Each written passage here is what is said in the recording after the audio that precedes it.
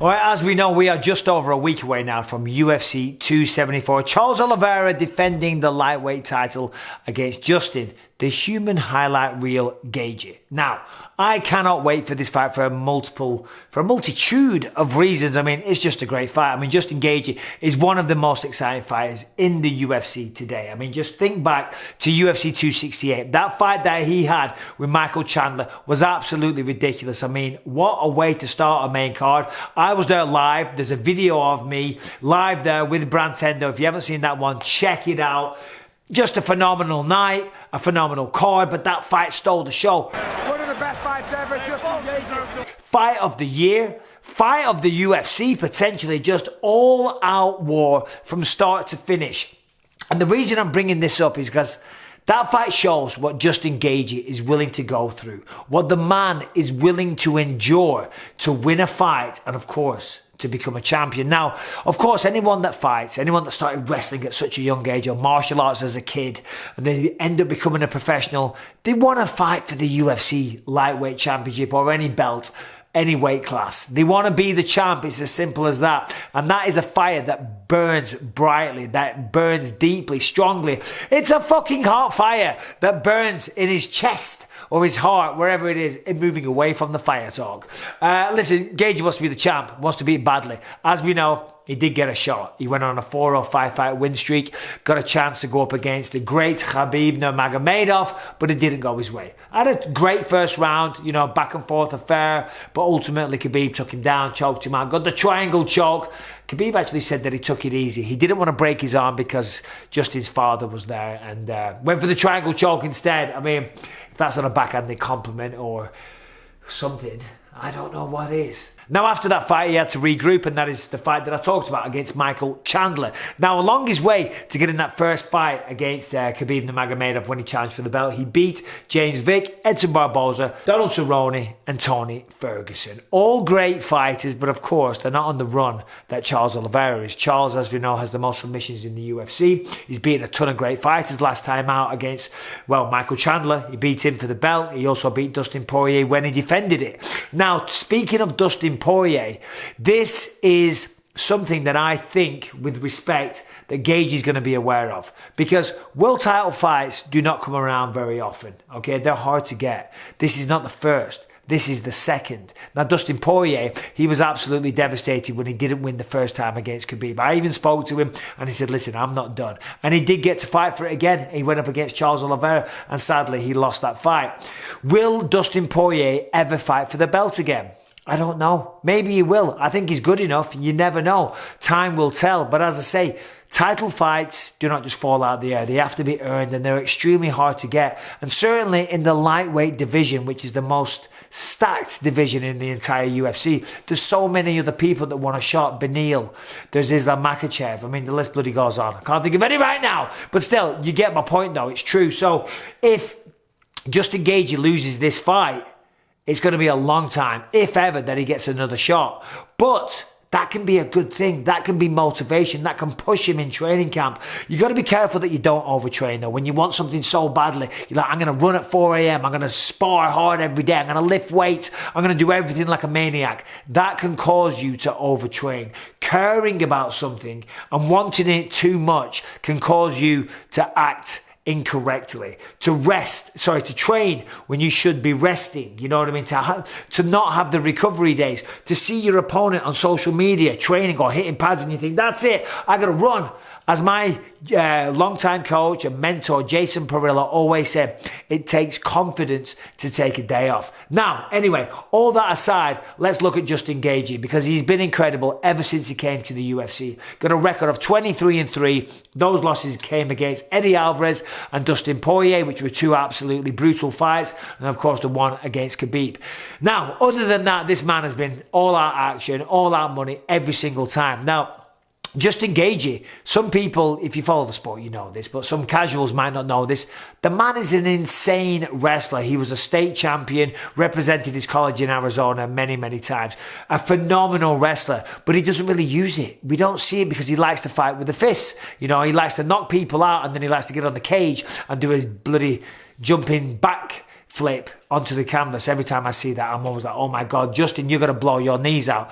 The man, it really is the human highlight reel. He is so fun to watch. But how does he win this fight? Listen, right, real quick, I just want to tell you about Chimera coffee. First of all, Chimera coffee is some of the most delicious coffee that you are ever going to try. And it's good for you. It is full of all kinds of vitamins and minerals that keep you focused and locked in, and also minimizes the crash that you get from other coffees. Also, Chimera coffee only use premium earth-grown ingredients, no weird chemicals or banned substances. As I say, full of vitamins that help you sustain the coffee boost. It is the most productive coffee ever. And if you want to get shit done and you're looking for a great tasting and productive coffee, trust me, you want to try Chimera coffee. Go to chimeracoffee.com with a K, coffee with a K, Chimera, K-I-M-E-R-A, coffee with a K.com, chimeracoffee.com. Or just hit that link in the episode description down below.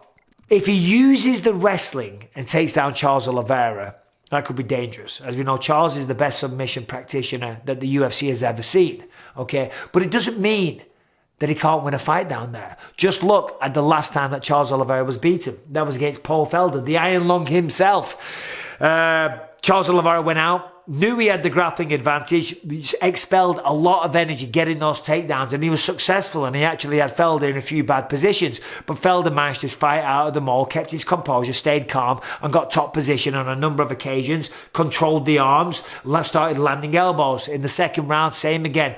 Oliveira was going hard, trying to get those submissions, trying to get the takedowns, and ultimately he gassed. Right? And what happened? Felder got on top. It was like 5 or 6 vicious, hard elbows, one after the other, and the referee called him off. That was the last time Charles Oliveira lost a fight. Since then, I think he's on a 10-fight win streak, and nearly all of them are stoppages. So it's unbelievable. But the point remains that a good wrestler with a solid base that isn't playing that game can win. Okay? If you don't engage in the jiu-jitsu game, if you don't abide by the rules, if you don't try and pass guard, if you don't, try and go for your own submissions, you don't create as many openings. When you're looking for arm bars, you create an opportunity for your opponent to pass guard. If you're trying to get kimuras and triangles and all this type of stuff, you're playing the jiu-jitsu game. So therefore, if you're playing that game, that allows your opponent to also play the game. But if you just stall, if you lay and pray, for want of a better term, if you get top position, you get bicep control, you get your arms, you put them on the biceps, you control them there, you stay in a shell, and then just drop down elbows, go to the body, go to the head, and all that type of stuff, you can really minimize the threat of the submission. So certainly Justin Gaethje is going to be thinking about that one, right? Now, he's probably not going to even try and use his wrestling to start, right? Because as I said before, he likes to fight with the fists, okay? Now, on the feet, I think he hits harder. He's one of the hardest hitters in the division. Since he's been training with Trevor Whitman, the hands have got just... They're beautiful. Against Michael Chandler, they look fantastic. Against Tony Ferguson, the boxing was just beautiful. It was a thing of beauty. Honestly, I remember watching him rip those left hooks and just thinking, wow, Trevor Whitman is doing a sensational job. Now, in terms of experience, they're both vastly experienced. They've both been there at the top level. They've both been in there with some of the best in the world. Charles Oliveira has the advantage there. Conditioning, cardio, both men are going to come in great shape. Charles Oliveira always has heart now. You know what I mean? People used to say he was a quitter. He was just in the wrong weight class. That's all that was. Right now, there's no quit in Charles Oliveira. But there's no quit in Justin Gaethje.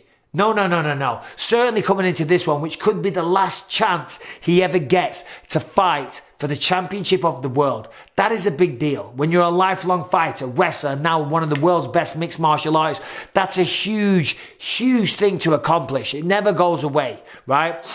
Also, factor in the fact he's got a great coach, but he's also got the best training partner on the planet in Kamaru Usman.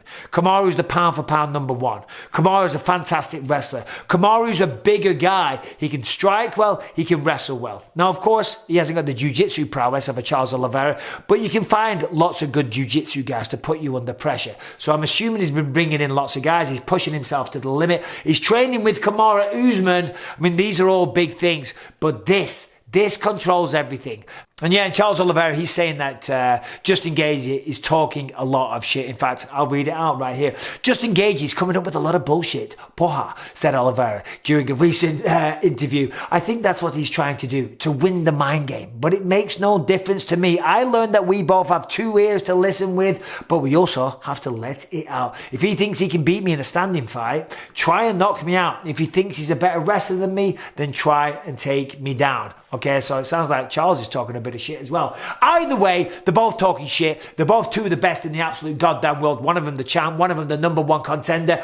Both of them always in incredibly exciting fights. Both capable of finishing a fight just like that, and I cannot wait for it. Of course, another factor to consider as well, the leg kicks of Justin Gaethje. He's one of the best kickers in the absolute game. A lot of power, throws them with frequency. He'll stand in the pocket and throw low kicks all the time. I don't know how he does it. He's very, very talented at that. So he has an advantage with the kicks. He has an advantage with the power. He has an advantage with the wrestling.